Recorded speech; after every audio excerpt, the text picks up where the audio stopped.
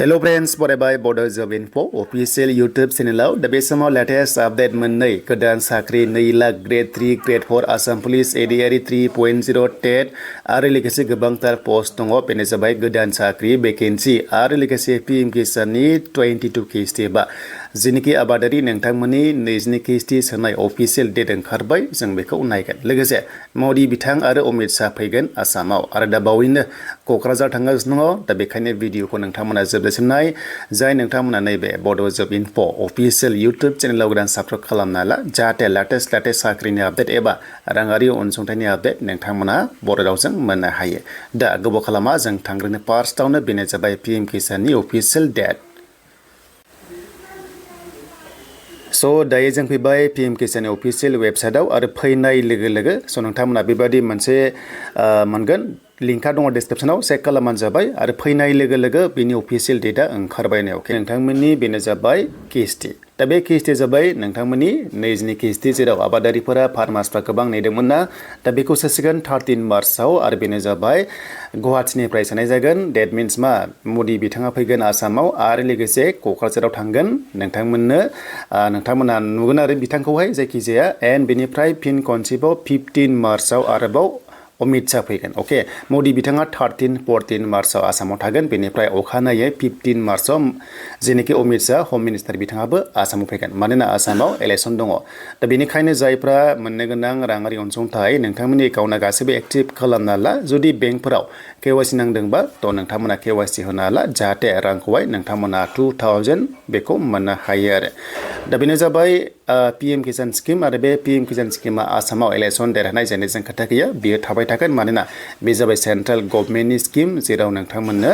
राङारि अनसुंथाइ होनाय जायो दा बेनो अफिसियेलि आपडेटखौ मिथिबाय जे नोंथांमोना 5 PM जानाय लोगो लोगो नोंथांमोननि मोननो गोनां किस्तिखौहाय 22खौ मोननो हासिगोन बेनो जाबाय PM किसान दानिया जों थांसै साख्रिनि सायाव दानिया जों फैबाय बेनो जाबाय आसाम स्टेट पर्टेलाव फैनाय लोगो लोगो मोजां खबर आसामनि सिमा फोसावबाय बेनो जाबाय गोदान भेकेन्सि इलेक्सन जोबनाय लोगो लोगो बेनो जाबाय 2L भेकेन्सि थांनाय बाराव 1L होनदोंमोन ना आरो बिथाङा दायो 2L होनदों आरो बुंबावदों जों बुंनाया बुङो नाथाय बिनि बारासो बानाय होनना बुंदों डेट मिन्स मा 2 लाखनि बारा पस्टआ नेक्स्ट इयाराव फैगोन बा हमना ला जेनेखि नेक्स्ट इयार होनाय लोगो लोगो माने फाइनान्सियेल इयार आरो एप्रिलनिफ्राय बिनि उनाव फैगोन मानोना इलेक्सन देरहानाय लोगो लोगोनो बिथांमोना गोदान भेकेन्सि एनाउन्स खालामसिगोन बा डिक्लेयार खालामगोन आरो बुंखाबाय 2 लाख थांनाय बाराव 1 लाख होनदोंमोन दायो 1,65,000 बिथांमोना दासिम साख्रि होबाय आरो दा बावैनो टेटनिखौ होनो थांगासिनो दङ बेनो जाबाय 12 मार्चआव एबा गाबोन 12 मार्चआव बेनो जाहैबाय टेटनिखौ 4,500 पस्टखौहाय एपइन्टमेन्ट लेटारखौ होनाय जागोन आरो बेनिफ्राय गुबुन गुबुन एडिशनेल लिस्टबो फैदों दा नोंथांमोना मोनदों दा नोंथांमोना जाहाथे बेखौहाय मोननो हायो आरो जेरैहाय आसाम पुलिसाव TETनि थाखाय एडिशनेल लिस्ट फैदोंबा हमना ला एसे प्रब्लेम जानायफोरा भेरिफिकेसन जागासिनो दङ दा बे टाइमनि आरो देन बेनिफ्राय बे पस्टआ मा फैगोननो बेनो जाबाय फार्स्टआवनो आसाम पुलिस पस्टआव हाजार भेकेन्सिया दङ जों मिथिखागौ आरो बेनिफ्राय टेट फैगोन टेटआव गैयाब्लाबो 60,000 पस्टनि खाथियाव दं होनना बुंदों बेनो जाबाय एडुकेसन डिपार्टमेन्टआव जेरै LP UP हाई स्कुलखौ लानानै बेखायनो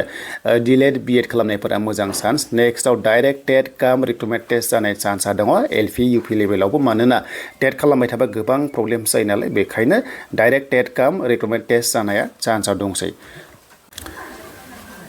देन बेनिफ्राय फैगोन बेनो जाबाय मेडिकेलाव अके आसाम मेडिकेलाव एबा DMAव फैगोन मानोना गोदान मेडिकेल कलेज खालामगासिनो दङ दासिम 15 मेडिकेल कलेज जाबाय होनना बुंदों आरो लोगोसे गोदान मेडिकेल कलेज उदालगुरियावबो जागोन आरो तामुलपुरावबो जाखाबाय बानायगासिनो दङ पस्टआ बाव फैगोन टेक्निकेल एन्ड नन टेक्निकेलाव एन्ड बेनिफ्राय सबसे बांसिन पस्टआ जाबाय ADRE 3.0 स' बेवहायनो Gr-3 आरो लोगोसे Gr-4 पस्टआ गैयाब्लाबो हाजार गोबांथार पस्टआ दङ